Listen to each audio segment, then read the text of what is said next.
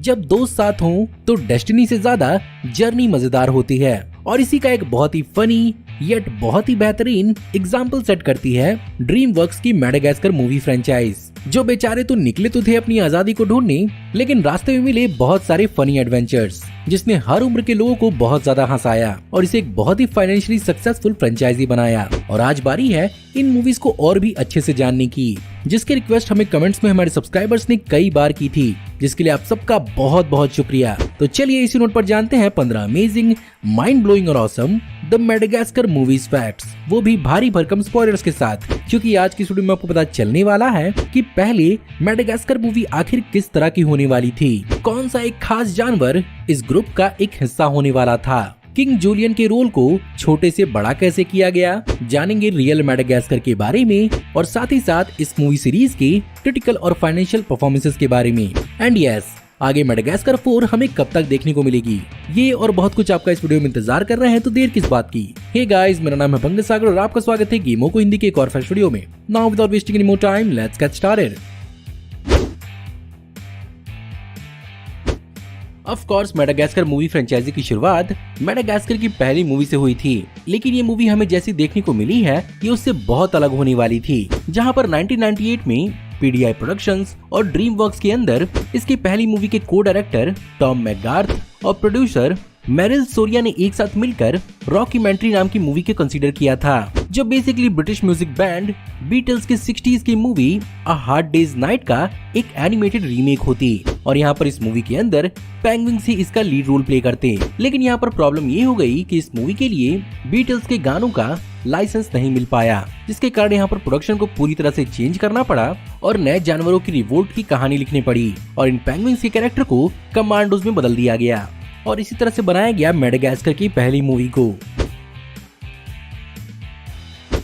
इस मूवी के main characters animals पहले लॉयन, हिप्पो, ज़ीब्रा के साथ साथ एक ओकापी भी होने वाला था। अब हो सकता है कि आप में से बहुत लोग ओकापी के बारे में न जानते हों।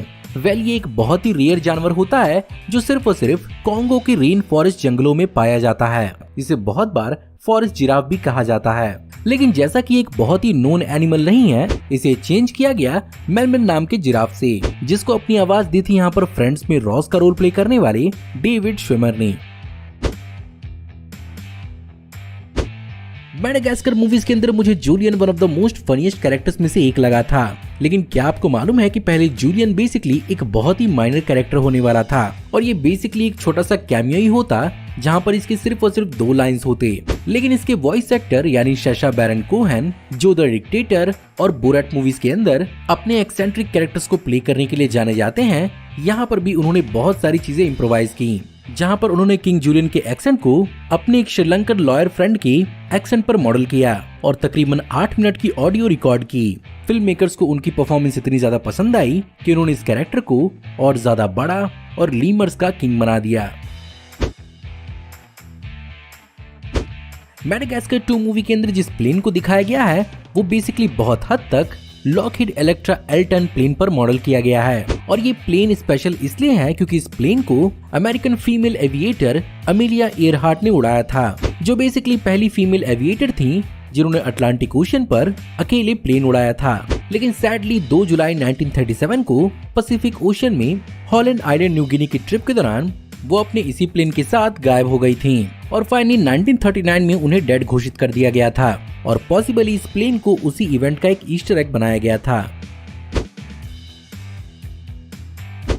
लेट अमेरिकन एक्टर और कॉमेडियन बार्नी मैक ने इस मूवी के अंदर एलेक्स के पिता जुबा को अपनी आवाज दी थी, जहां पर इस मूवी की फिल्मिंग के दौरान ही उनकी डेथ हो गई थी, जिसके कारण इस पूरी की पूरी मूवी को बार्नी मैक को एक ट्रिब्यूट दी गई है।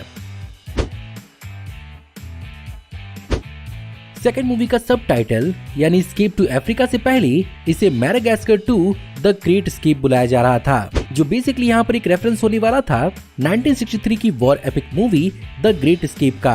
और इसी टाइटल पर कई सारे मर्चेंडाइजेस और मेमोरेबिलियास को भी मूवी के प्रोडक्शन के साथ बनाया गया था, लेकिन बाद में मूवी के प्रोडक्शन के दौरान इसे एस्केप टू अफ्रीका में चेंज कर दिया गया। अब चलिए बात करते हैं कुछ वॉइस ओवर्स के बारे में, जहाँ पर सबसे पहली ग्लोरिया की वॉइस को जेडा पिंकेट स्मिथ ने दी है, लेकिन यहाँ पर उनसे पहले भी मैडोना, जेनिफर लोपेज और ग्वेन स्टेफानी को भी कंसीडर किया जा रहा था। By the way, second movie के अंदर ग्लोरिया के चाइल्डहुड फ्लैशबैक के दौरान यंग ग्लोरिया को अपनी आवाज दी थी जेडा पिंकेट स्मिथ और विल स्मिथ की बेटी विलो स्मिथ ने। वहीं पर एलेक्स के बचपन के वर्जन को अपनी आवाज दी थी बेन स्टिलर के बेटे क्वीन डेम्सी स्टिलर ने। वहीं पर सेकंड मूवी के अंदर सारे के सारे ज़ीब्रास को यहाँ पर क्रिस रॉक ने अपनी आवाज दी थी, क्योंकि यहाँ पर सारे के सारे ज़ीब्रास बिल्कुल माटी की तरह दिखते थे। Penguins of the Madagascar movie को एक्चुअली पहले एक direct to home video movie की तरह रिलीज किया जाना था, लेकिन जैसा कि ये कैरेक्टर्स इस फ्रेंचाइजी के अंदर एक आइकॉनिक कैरेक्टर्स बन चुके हैं, यहाँ पर इस आइडिया को कैंसिल करके इसे एक फुल फ्लैश थियोरेटिकल मूवी बनाया गया, जहाँ पर जनरली जैसा कि कुछ प्रोजेक्ट्स बनने में टाइम लेते हैं, इस प्रोजेक्ट को अज्यूम किया गया था कि ये 2015 तक कंप्लीट होगा, लेकिन ये प्रोजेक्ट 2014 में ही कंप्लीट हो गया, जिसके कारण इसे नवंबर 2014 में रिलीज किया गया और इसकी 2015 की रिलीज डेट पर होम मूवी को रिलीज किया गया था। Penguins of the Madagascar movie के अंदर डॉक्टर ऑक्टेवियस ब्राइन का रोल प्ले करने के लिए जॉन मेल्कोविच को ये रोल 3.5 साल पहले ही ऑफर किया गया था, क्योंकि क्रिएटर्स को ऐसा लगता था कि उनकी आवाज इस कैरेक्टर पर बहुत फनी लगेगी, और वो गलत नहीं थे।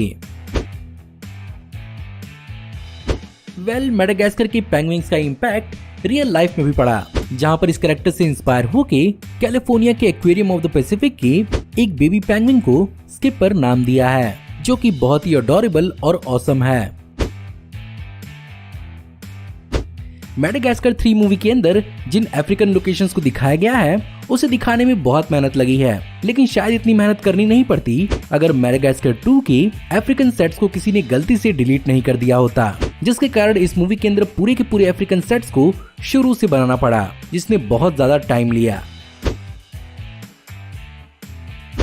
मैडागास्कर मूवीज की तो हमने दुनिया भर की बात कर ली, लेकिन एक्चुअल मैडागास्कर की असली सच्चाई क्या है? मैडागास्कर की सबसे पहली सच्चाई तो यही है कि मैडागास्कर को एक्चुअली रिपब्लिक ऑफ मैडागास्कर के नाम से भी जाना जाता है। ये साउथ अफ्रीकन कॉन्टिनेंट के 400 किलोमीटर दूर इंडियन ओशन में लोकेटेड 6 लाख किलोमीटर जितना लंबा एक आइलैंड है, और ये ऑफिशियली अफ्रीकन कॉन्टिनेंट का हिस्सा है। सबसे औसम बात तो ये है कि जब प्री हिस्टोरिक एरा में इंडिया अफ्रीका के साथ गोंडवाना रीजन का एक हिस्सा था, तब उसी दौरान इंडिया और अफ्रीका के स्प्लिट के दौरान ही मैडागास्कर 88 मिलियन साल पहले ही बीच पे छूट गया। लेकिन यही बीच में छूटने के कारण इस पे मौजूद कई सारे एनिमल्स और प्लांट्स को एक अलग ही इकोसिस्टम डेवलप करने का मौका मिला। और हाँ, ये बेसिकली एक कंट्री है जहाँ पर ह्यूमंस भी रहते हैं, जहाँ पर पुराने समय से ऑस्ट्रेलियन लोगों ने यहाँ पर आकर बसना शुरू किया था। बात करें अगर जानवरों की, तो यहाँ पर मैडागास्कर के मेन सारे के सारे जानवरों के लिए ये एक परफेक्ट हैबिटेट नहीं है। एंड यस, इस मूवी फ्रेंचाइजी का नाम सिर्फ अफ्रीका होता तो ज्यादा समझ में आता, लेकिन जब पहली मूवी इसी नाम से पॉपुलर हुई तो इस पूरे के पूरे फ्रेंचाइजी को ही इसी नाम से बुलाया जाने लगा। अब चलिए बात करते हैं इन मूवीज के क्रिटिकल और फाइनेंशियल अचीवमेंट्स के बारे में, जहां पर सबसे पहले अगर फाइनेंशियली बात की जाए तो अब तक इस फ्रेंचाइजी ने टोटल $502 मिलियन की बजट पर वर्ल्ड वाइड बॉक्स ऑफिस पर $2.2 बिलियन कमाए हैं, जो एक एनिमेटेड मूवीज के हिसाब से बहुत बेहतरीन है। इसके ऊपर से इस फ्रेंचाइजी के अब तक 3 स्पिन ऑफ सीरीज भी आ चुकी हैं और 5 शॉर्ट फिल्म्स भी आ चुकी हैं। साथ ही साथ इनकी फुल फ्लेज्ड कॉमिक बुक्स और वीडियो गेम्स भी रिलीज हो चुकी हैं। और वहीं पर अगर क्रिटिकल अचीवमेंट्स की बात की जाए तो पहली मूवी को फेवरेट एनिमेटेड मूवी के लिए किड्स चॉइस अवार्ड मिला था। साथ ही साथ 2008 में इसे अमेरिकन फिल्म इंस्टीट्यूट ने टॉप 10 एनिमेटेड फिल्म्स लिस्ट में भी जगह दी है। दूसरी मूवी ने फेवरेट एनिमेटेड फिल्म के लिए 2009 में निकलोडियन किड्स चॉइस अवार्ड जीता। अब बात करते हैं कि क्या हमें मैडागास्कर 4 कभी देखने को मिलेगी भी या नहीं। इस बात की संभावना पूरी हो सकती है, क्योंकि ऑफ कोर्स इन मूवीज ने बहुत अच्छा खासा बिजनेस तो किया ही है। जहां पर मैडागास्कर 3 मूवी की रिलीज के दौरान ड्रीमवर्क्स के सीईओ जेफरी कार्जनबर्ग ने इस बात का हिंट किया कि अगर चौथी मूवी बनेगी भी तो ये बेसिकली एक फुल सर्कल मूवी होगी, जहां पर सारे के सारे जानवर वापस न्यूयॉर्क में अपनी असली सच्चाई को अपना लेंगे और बेसिकली ये मूवी इस फ्रेंचाइजी की लास्ट मूवी होगी। लेकिन वहीं पर पेंगुइन्स ऑफ द मेडागास्कर के रिलीज के बाद ड्रीम वर्क्स ने अपनी मैनेजमेंट रिस्ट्रक्चरिंग शुरू कर दी, जिसमें इस मूवी के लिए टाइम नहीं मिल पाया। लेकिन रिलीफ की बात यह है कि 2017 में डायरेक्टर टॉम मैकगार्थ ने इस बात की कंफर्मेशन की थी कि सूनर और लेटर हमें मेडागास्कर की एक और इंस्टॉलमेंट देखने को जरूर मिलेगी। बस देखते हैं वो टाइम हमें कब देखने को मिलता है। तो गाइस, ये थे 15 अमेजिंग, माइंड ब्लोइंग और awesome the Madagascar movies facts. उम्मीद करते हैं कि ड्रीम वर्क्स जल्दी ही मेडागास्कर 4 को भी अनाउंस कर दे। बाय द वे, अगर आपको आज की वीडियो पसंद आई हो तो प्लीज इस वीडियो को लाइक जरूर करिएगा। साथ ही साथ मुझे कमेंट में जरूर बताइएगा कि आपको इस वीडियो में बताए हुए कौन कौन से फैक्ट जानकर बहुत ज्यादा हैरानी हुई और आप इन मूवीज के बारे में और कौन कौन से फैक्ट जानते हैं। हमारी आने वाली ऐसे ही ऑसम वीडियोस को देखते रहने के लिए हमारे चैनल को सब्सक्राइब करिए, बेल वाले आइकन को दबाइए और हमारी वीडियोस को बिना मिस किए एंजॉय करते रहिए। और अगर आप चाहें तो इस वीडियो के लिंक को अपने दोस्तों ग्रुप्स के बीच में जितना हो सके उतना शेयर करें। Thank you for watching, see you in the next video. Till then take care, good bye.